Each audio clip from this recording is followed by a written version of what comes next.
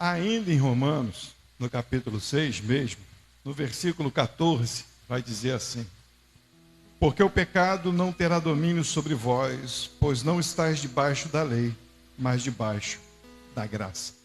Quando se fala aqui que o pecado não terá mais domínio sobre vós, nós entendemos que Jesus Cristo, quando veio, ele venceu a morte.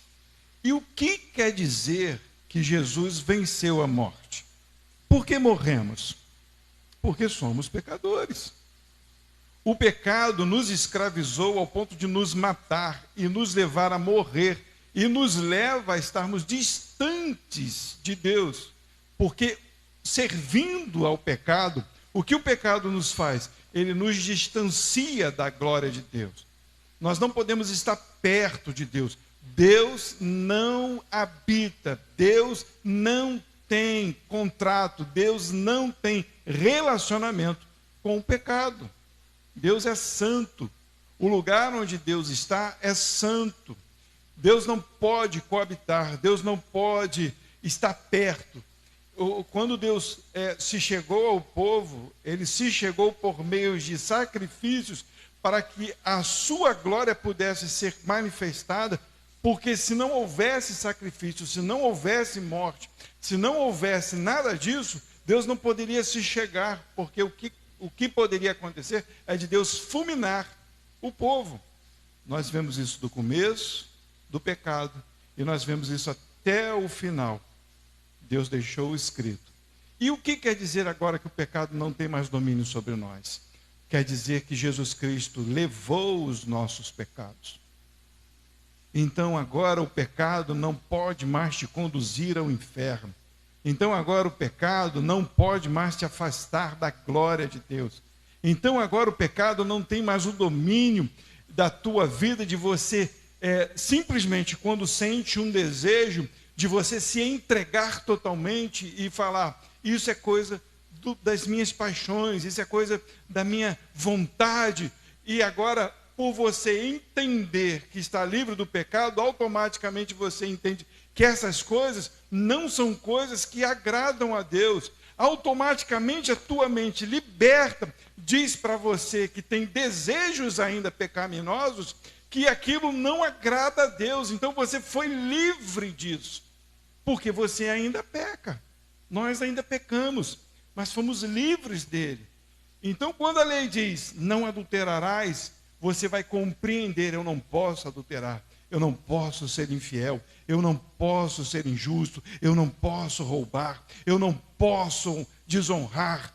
E aí, automaticamente, esta graça que está sobre a tua vida, não por tua vontade, não porque você é alguém poderoso, mas por causa do Deus que te salvou e morreu pela tua vida e deu a você o Espírito Santo, ele te deu este alerta, esta visão, ele abriu a tua mente para que você possa olhar o pecado e dizer, não posso mais desagradar a Deus, porque é assim que está escrito no versículo 1.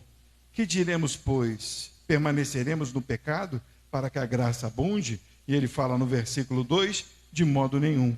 Nós que estamos mortos para o pecado, como viveremos nele ainda?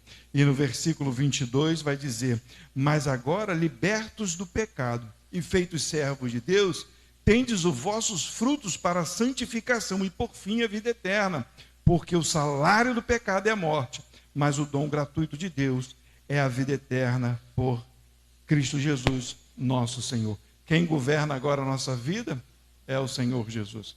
Você é guiado, você é filho, você é servo do Senhor Jesus.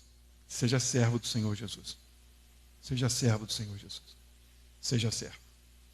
O servo serve ao seu Senhor. O servo, ele entende, tem até desejos, porque ainda está no mundo.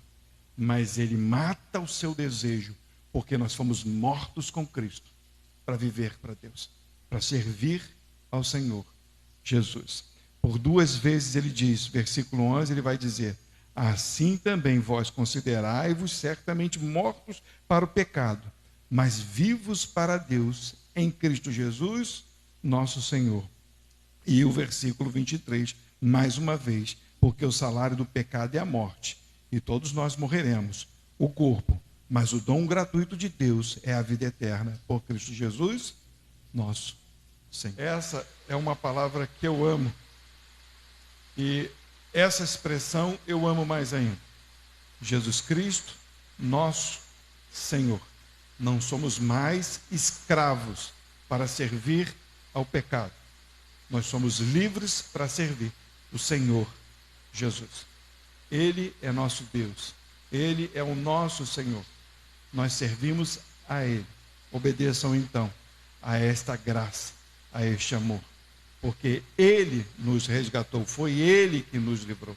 Então a gente começa o culto com esse entendimento racional, entendimento lógico, entendimento absoluto de que Jesus Cristo é Senhor sobre as nossas vidas.